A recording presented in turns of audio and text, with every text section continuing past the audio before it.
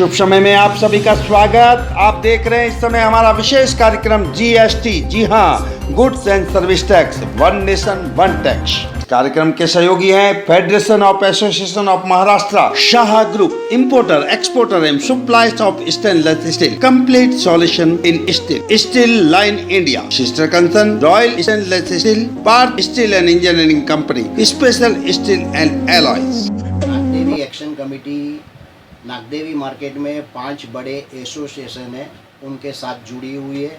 The all India ball bearing association, the engineering and industrial store merchant association, the Bombay pipe fitting merchant association, the Maharashtra belt and hoses association, the bolt nut merchant association. इसमें करीब 3,500 लोग व्यापारी members है और बाकी के जो suppliers है उस मिला के नागदेवी मार्केट में व्यापारी लोग की संख्या कम से कम 25,000 होने जा रही है। तो ये सारे व्यापारी जीएसटी को वेलकम करते हैं और आज आपने जो ये शुभ समय के माध्यम से और फार्म को जोड़ के ये जो आपने बाहर एक ये मंच पे आप हर एक का विचार जानने का प्रयत्न किया है, इसीलिए मैं शुभ सभी को ये बहुत आभार व्यक्त करता हूँ। वर्तमान में CST 2% है और GST कुछ आइटम में 13.5% है और कुछ आइटम में 6% वेट है, यानी वेरिएशन है। हाँ, वेरिएशन है।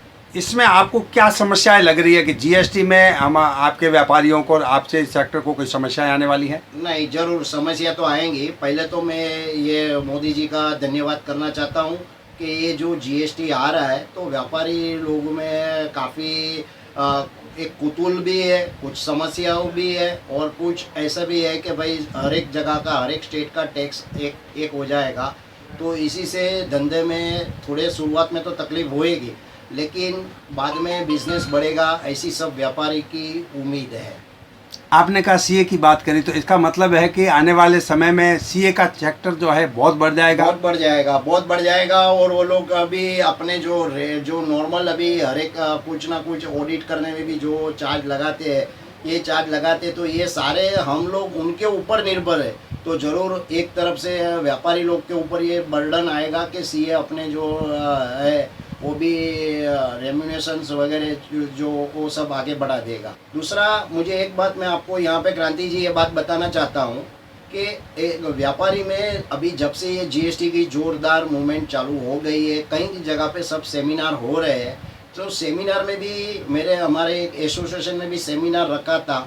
वहाँ जो भी भाई साहब जो आए थे सेमिनार की बात करने, सेमिनार में उन्होंने जो अपना मंतव्य बताया कि उसमें सारे सब पॉइंट्स ऐसे ही है कि जो व्यापारियों के खिलाफ है। तो मैं एक बात यहाँ समझता हूँ कि 2-3 महीने से सब जितने सारे सेमिनार हुए उसमें ज़्यादा करके जीएसटी की फ़ायदे की बात नहीं हो रही है, लेकिन जीएसटी आने से व्यापारियों में एक भय का वातावरण पैदा हुआ है।